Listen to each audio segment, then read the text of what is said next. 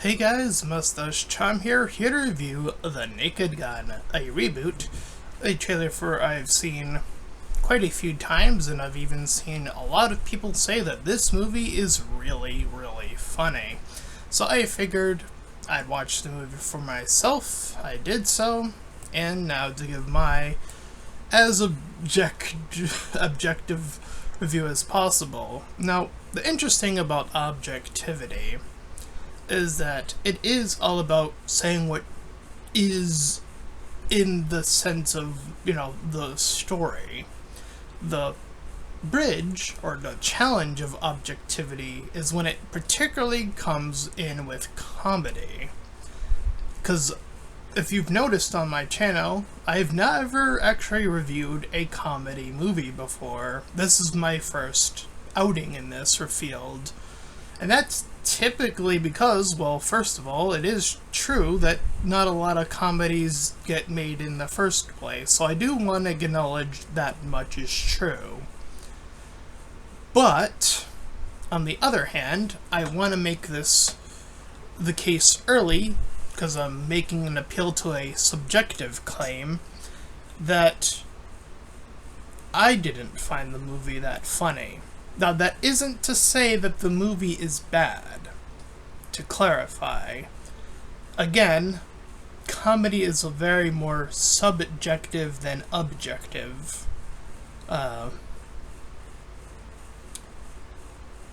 In terms of, that difference. So, again, this is a much more challenging review in that essence.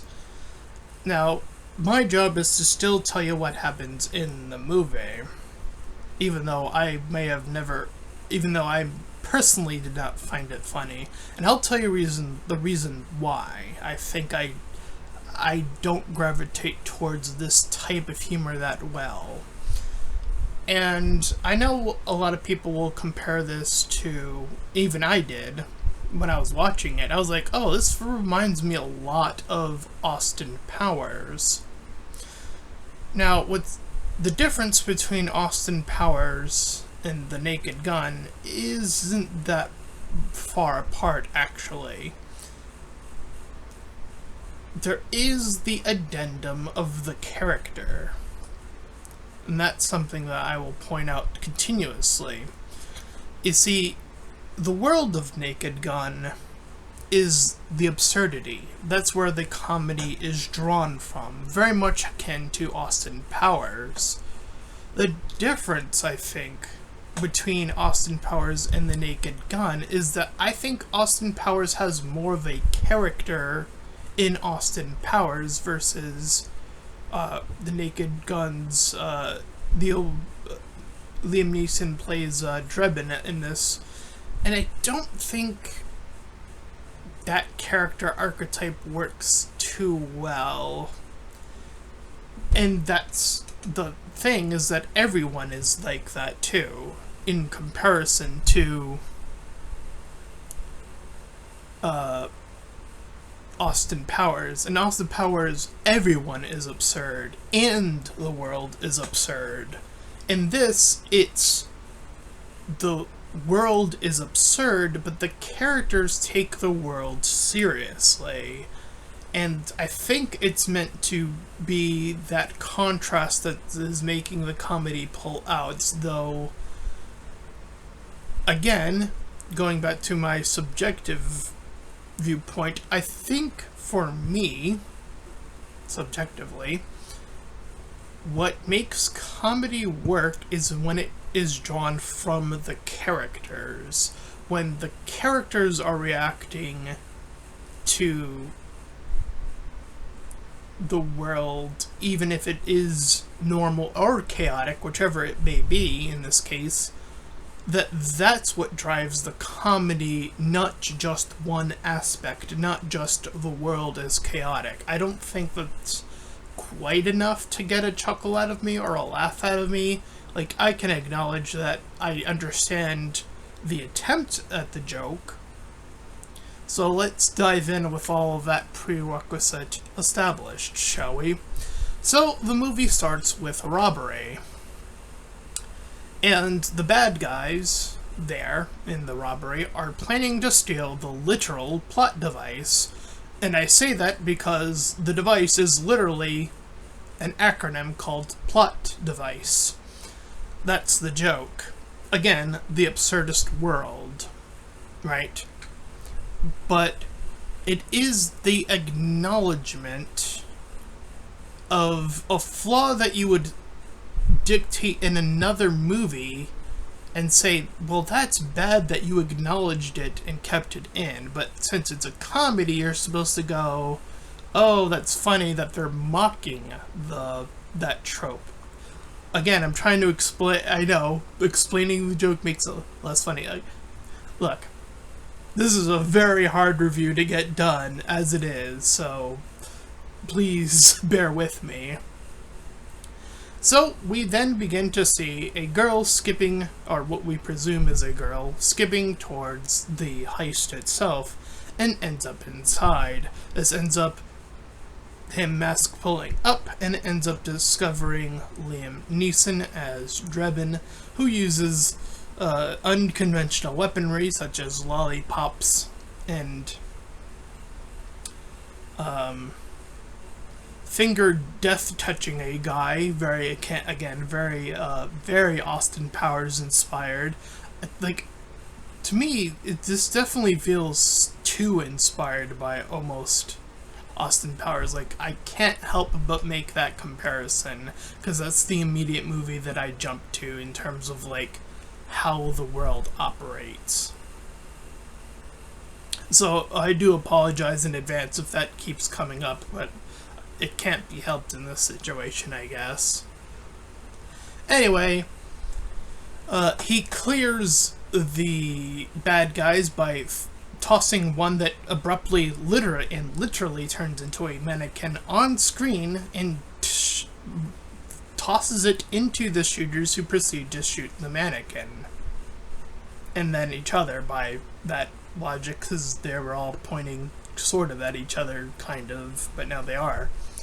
So, throughout this movie, Frank Drebin begins to narrate.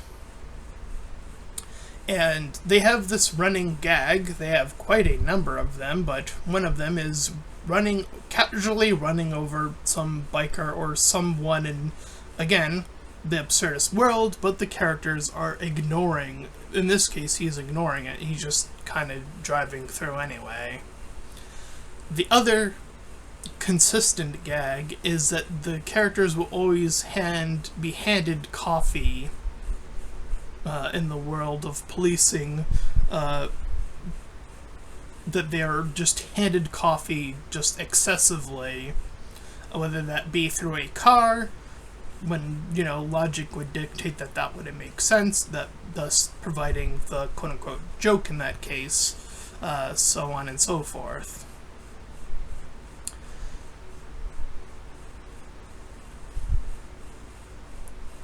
So we learn that this is the son of the original Naked Gun, apparently. And of course, then we cut to the world gag of all the other officers praying to their dead, except with the one exception being this one black character who acknowledges, like, oh yeah, the racist stereotype of, like, oh, my father left me, so he's like, nope, not gonna do that.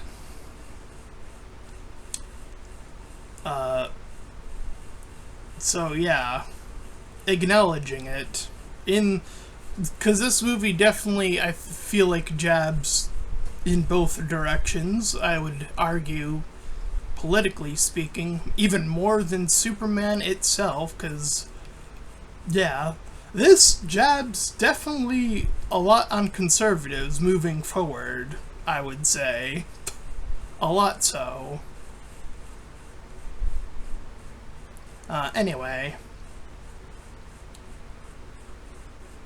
So, he is then tasked, because he's, like, in trouble for what he did in the first scene, to start investigating, like, this car incident. So they do this whole bit where it's like they're investigating it pretty seriously, and then like a crane takes it up, and then that's like the world absurdity comes back into play. But once he returns, Beth is there, and he's got all the fellows in the office drooling over her, including our main character. And again, this is where the coffee bit actually begins to play its hand, handed a coffee while proceeding. We then cut to him meeting Richard Kane, who I believe ends up being like the main villain, I think.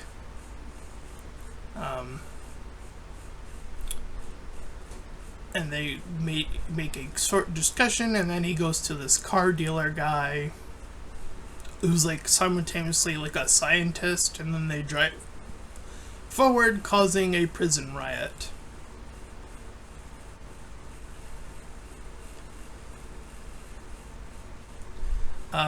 We then cut to this interior of higher ups talking about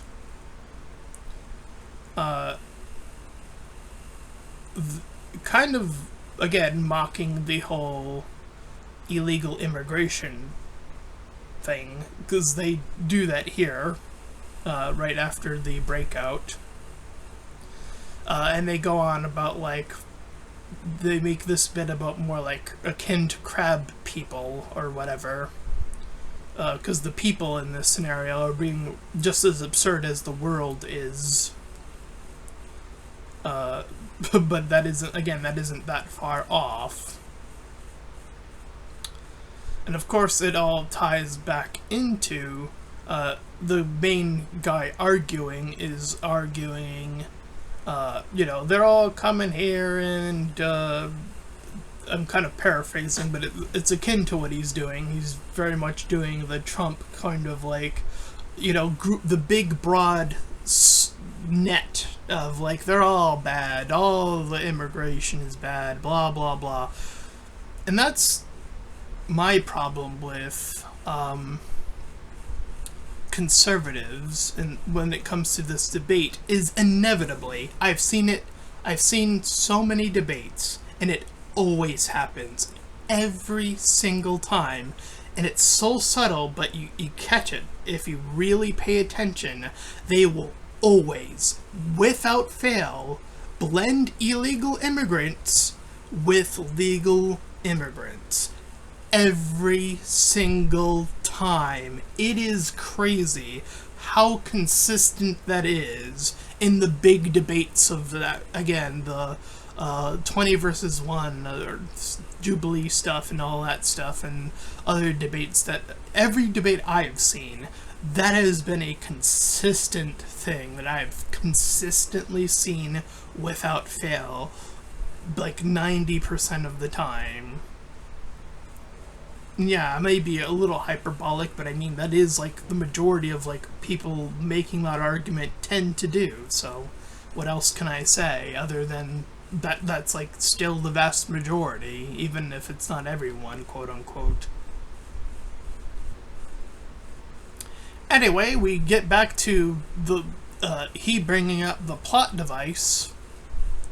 And what the plot device will do is turn everyone into cave people, which is, how divided we are now definitely isn't that far off from where comedy is hitting at. They say I've heard this about comedy, and I think it tends to be true, is that when comedy has that kernel of truth that hurts, but it's still true, that is the essence of real comedy. When comedy can hit that nerve in particular, then that is when it's most effective in terms of like sending a message, whatever that message may happen to be. That's why I think the vast majority of comedies have fallen off, if you ask me. Like a vast majority of them have fallen off. I'm struggling to like think of names that would break the mold, but again, I haven't been following comedy that strongly, so anyway. So we get Weird Al as himself making a cameo appearance, and he's not the only one to do so.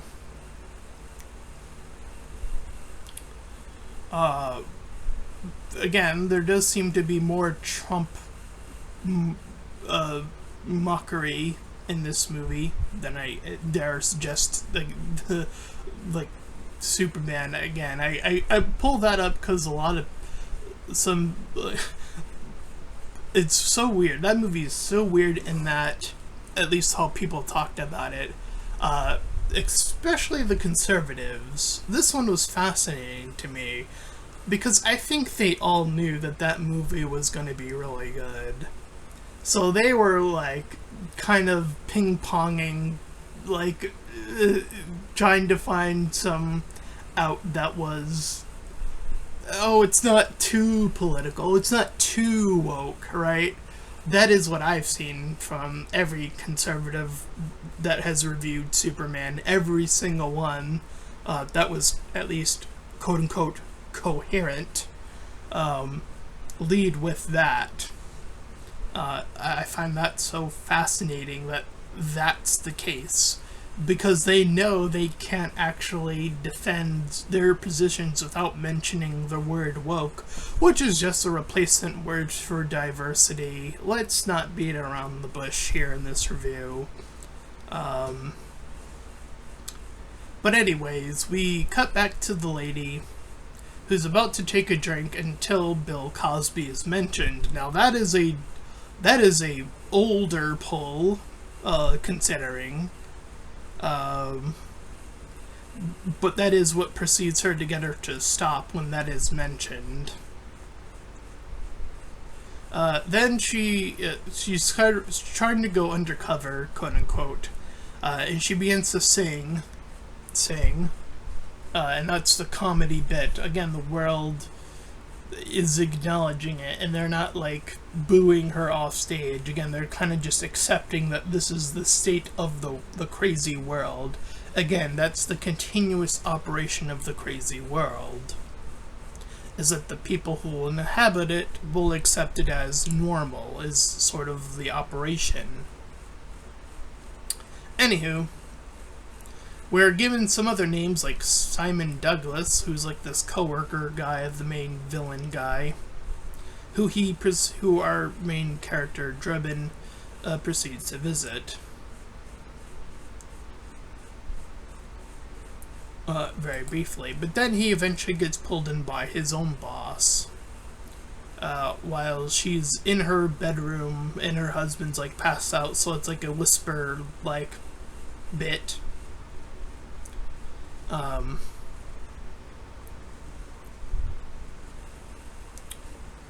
And they do this other quick joke about passing being an alternative word for sports.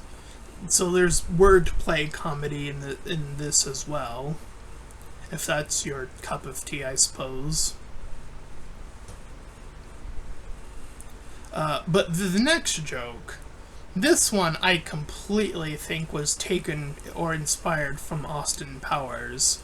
This is the bit that was in some of the trailers that I saw off, where, you initially see one of the bad guys is spying on our good couple here that have come together now at this juncture of the movie, and they eventually turn off the blinds, or cover the blinds, so that and the enemy proceeds to use infrared to see what they're up to, what they're really up to.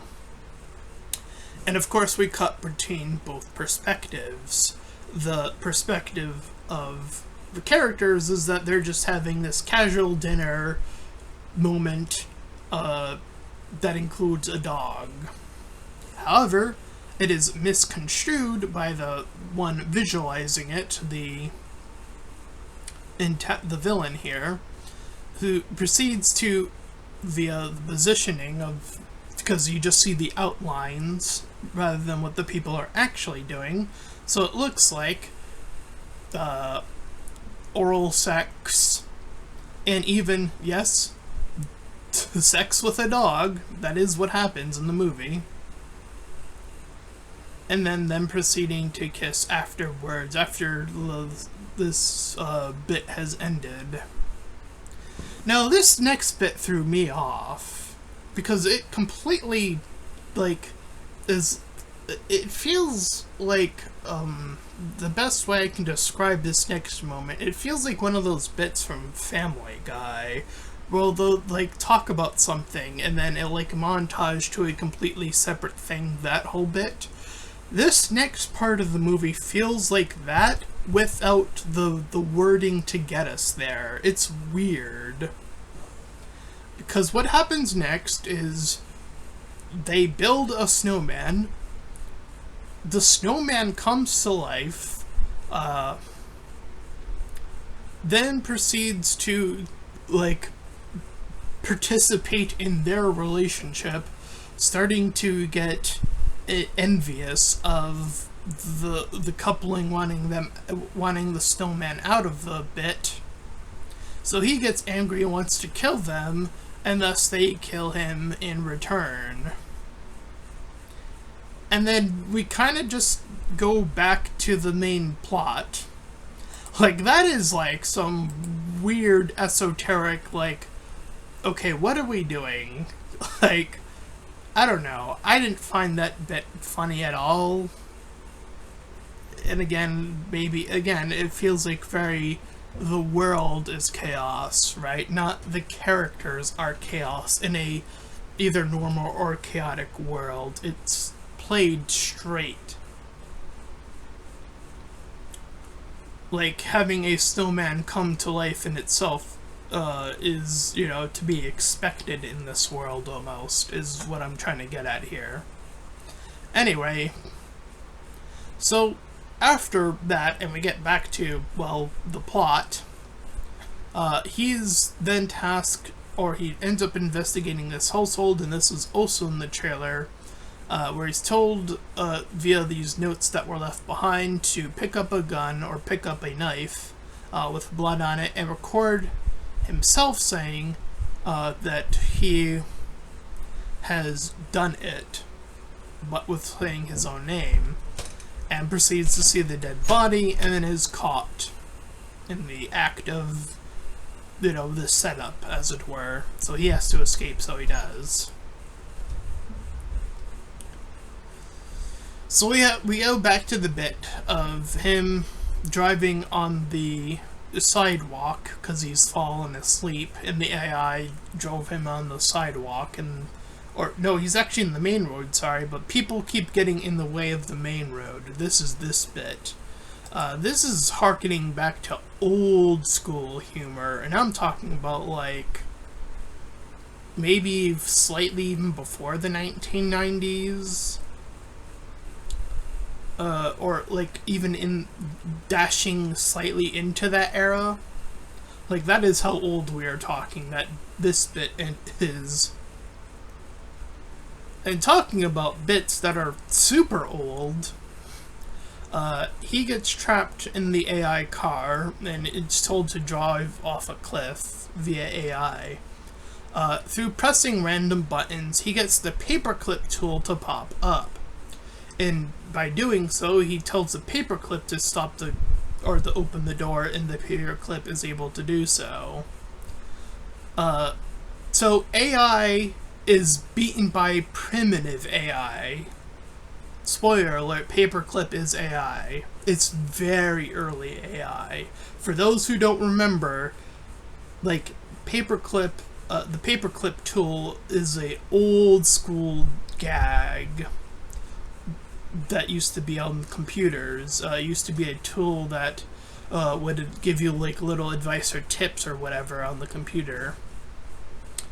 So while they go into the, like, one of their rooms, he obsesses over, and admittedly, I love the show itself, but he does go into it, so I'll bring it up too. He brings up Buffy the Vampire Slayer and all of its lore. And how, like, he lost all his recordings due to something that she did or whatever. I couldn't quite understand that because I don't understand, like, how TiVo, I think it was TiVo that they mentioned here, I don't remember the brand or whatever it was, works particularly well. So I don't get the joke at all in that case.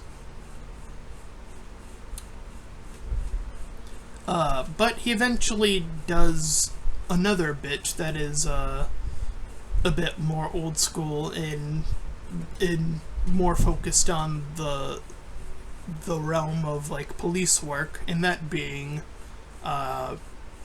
the fake room gag. Here he arrest, or they, like, injure, in this case, like the evil coworker from before. And they tie him up to the bed of the hospital, and they pre-record all this footage of them, like, taking down the main bad guy and saying, "Oh, we nailed him, we're gonna nail you."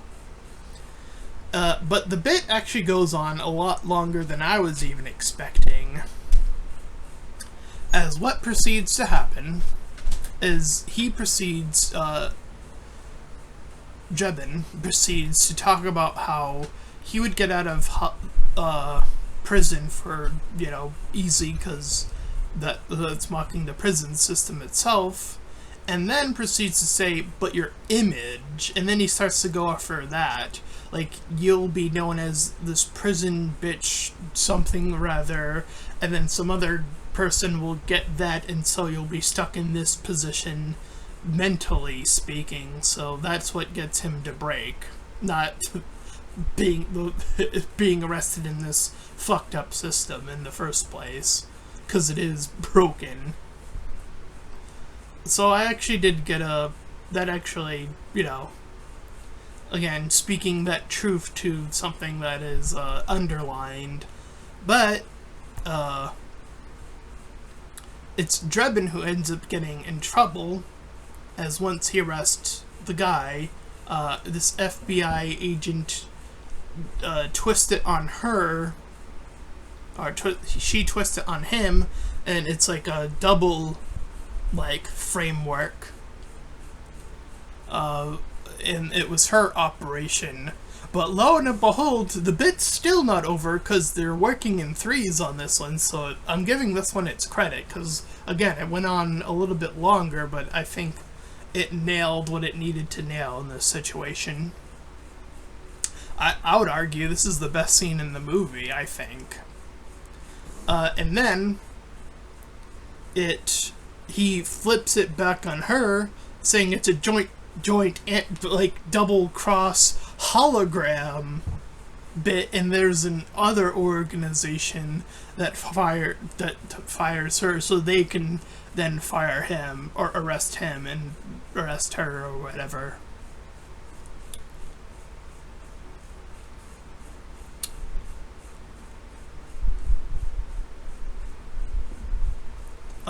So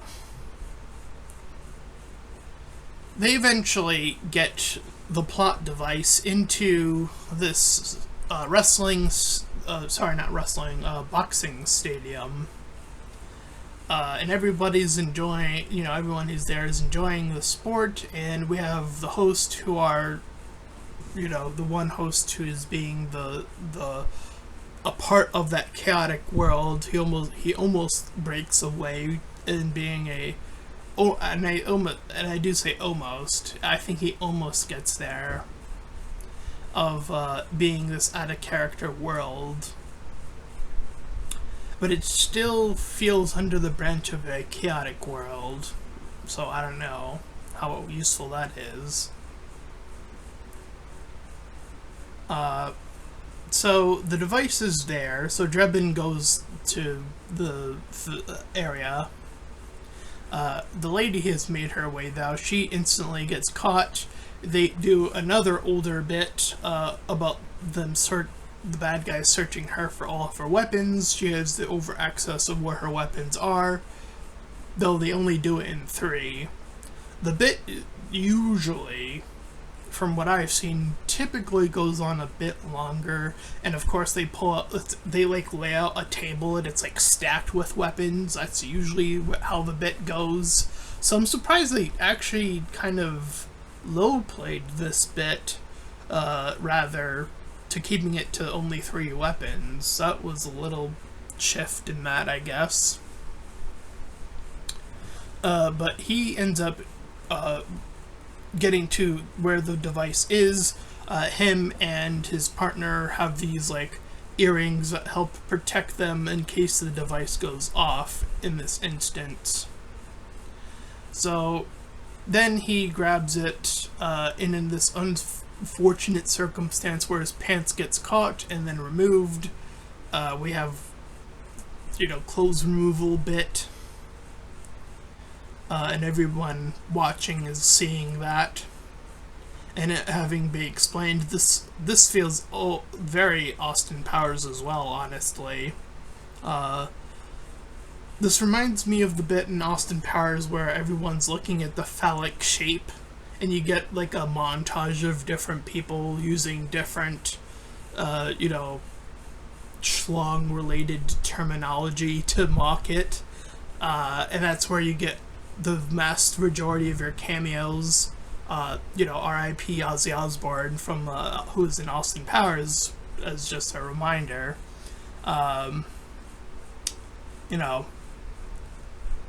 And having that bit sort of recalibrated here in a different, slightly utilized way, but it definitely feels akin to it to a degree. Like one slips, or maybe 2 or more steps removed from that type of humor. So anyways, the bad guy grabs the device, or I forget how this cultivates. I think he ends up like turning the device on. I think it's him. So the rest of the people are going wild. They're fighting. They're all fighting with one another. Everyone's fighting, and so now the main bad guy has control of them too. So he's like trying to get them to tackle Drebin. So he pulls out 2 guns, and I admire this bit a little bit, where he uses his gun clips as his main line of defense. Not killing anybody, because that would be like the, killing civilians in that case. So he gun clips them all instead. Why I think it lost me is like when he slides underneath a bunch of guys and punches them all in the balls. I feel like that one was a little bit like unnecessary. I felt like just having the gun clip was a very impressive comedy tactic. And I think it could have actually gone a little bit further, honestly.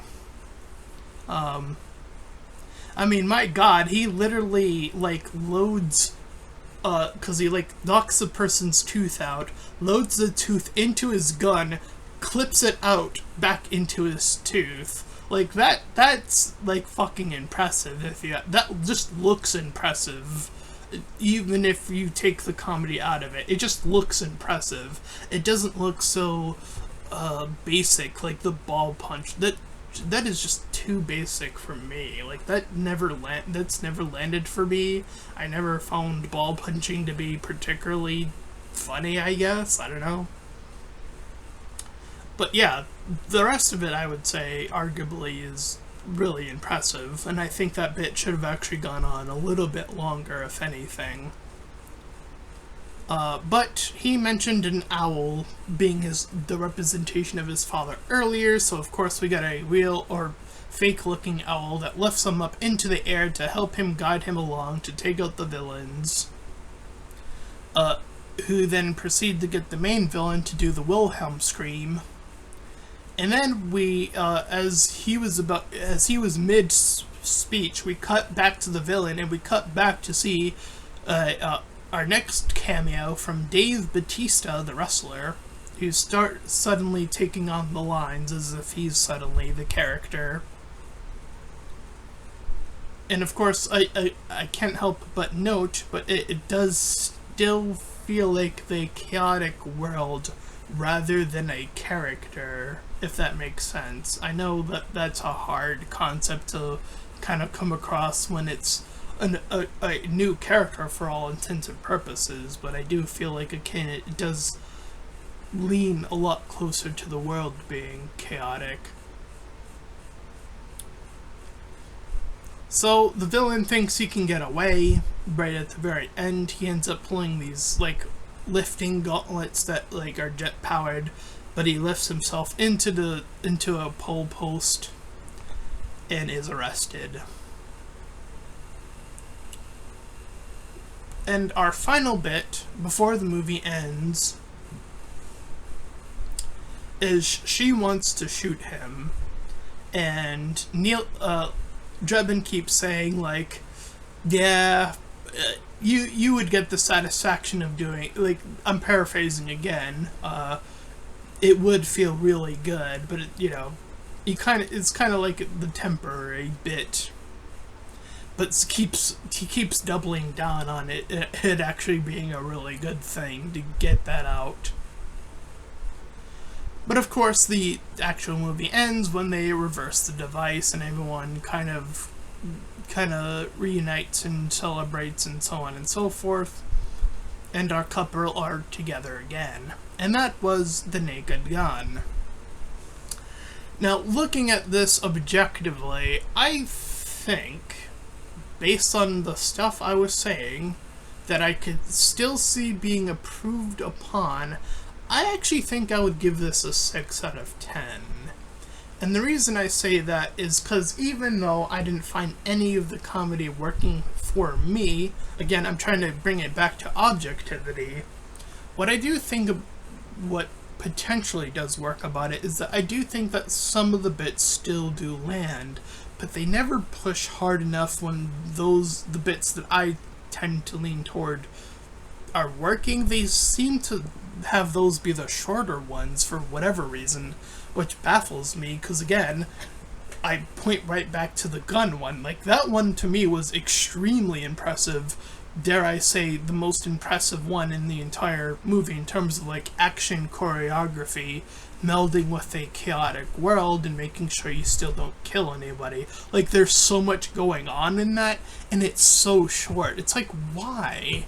That bit is so good, and then you undercut it. It's like, come on, Or at least I felt they undercut it by doing the ball punching bit after that whole thing. I felt like, and again, I acknowledge the strongest bit in the movie, which I felt was the double-crossing police bit of, like, who's really trying to fire who and whatever. Like, I think that bit, I think that's the proper length of what any bit should be. Like, it goes on just long enough to do everything that I think it could have done without it feeling obnoxious or too underwhelming or not getting the point across. I think it checks all the boxes of being a really good comedy bit. Like, I will acknowledge even that one. That one was really good. But I don't think the rest of the movie quite gets there in any other scene. Like, that's the standout scene, is what I'm trying to still drive at. So I do think that the rest of the movie leading up to that is sort of like that 5 range, It feels like it's kind of meh, and then it kind of starts to push, like, ooh, there's a little bit more going on, But you could push it to that 7, I feel like. Like, just making sure that those bits are really landing harder. The ones that you're shortening could be even longer to get the real point across. And that's where I will leave it. Like I said, I think at the end of the day, character comedy will always prevail for me, regardless if it's a chaotic or normal world. Though based on where we are now, I think normal world is a little bit easier to do right now because the real world is chaotic. If I'm being really honest right now, so I don't think we have to like outbound ourselves by this ridiculous degree quite necessarily. I hope if there's a sequel, or a future comedy, I hope what gets taken away from a movie like this is to never remove the character. And that isn't to say that Drebin isn't a character. That's not what I'm trying to say. I don't think his character is quite tight enough to be the vocal point. And it's tough, because I'm trying to think of, because Austin Powers sticks out in comparison, like a vast difference. He's very eccentric by comparison. Drebin plays very serious, like the original Naked Gun, which I get is an homage to that. I get that there's the two different styles. So maybe it needs to be a closer blend, and I think there needs to be... What really helps it stand out is different characters playing off of each other. Not every character feeling like they are toned into this one narrow thing. That's where I think the Naked Gun does kind of find itself in its issues, where I find it to be. To compare it back to Austin Powers himself stands out. Goldmember stands out. The villain stands out, even though they're all played by the same actor. But they all stand out substantially from one another in terms of how they're, where their comedy is landing, if that makes any difference.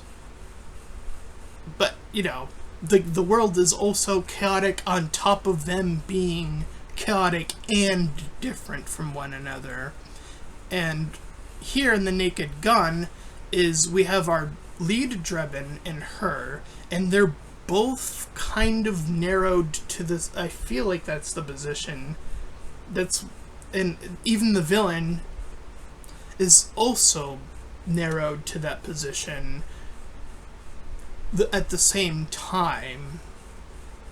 And I feel like what would break that apart, make the comedy stronger, is if there's a character that breaks away from that.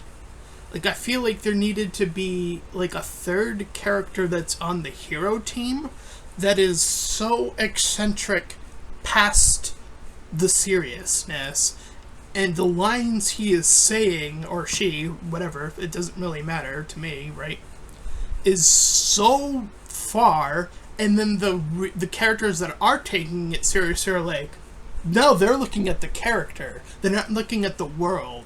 That's what I'm trying to aim for.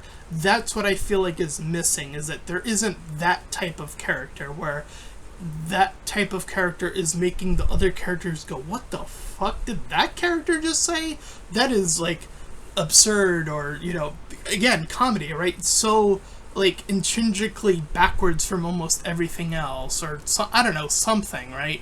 I feel like that's what's missing in this movie, and I feel like if they did get a sequel, that's what I would want to see sort of be additive if they were to get a sequel, because I assume that's what the point of this movie is gonna inevitably try to be, because everything turns into a franchise or a series or a whatever. So I'm kind of going off of what I know to be true. So again, that's why I'm kind of saying what I'm saying now about the Naked Gun 2 remake or whatever it's gonna be, right?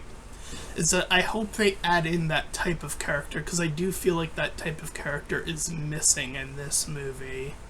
To to really drive in that weird oddity of the character being where the chaos is being driven from, excuse me. So that's where I will end my review of The Naked Gun. If you ended up enjoying it, then please feel free to like, comment, and subscribe. Also make sure to check out those links in the description. I want to head you to my petition about small YouTubers, link to my PayPal. You can help support me and my channel directly, and third to my Discord server. You can join Collab Shield, do that goes for free. And until next time, bye!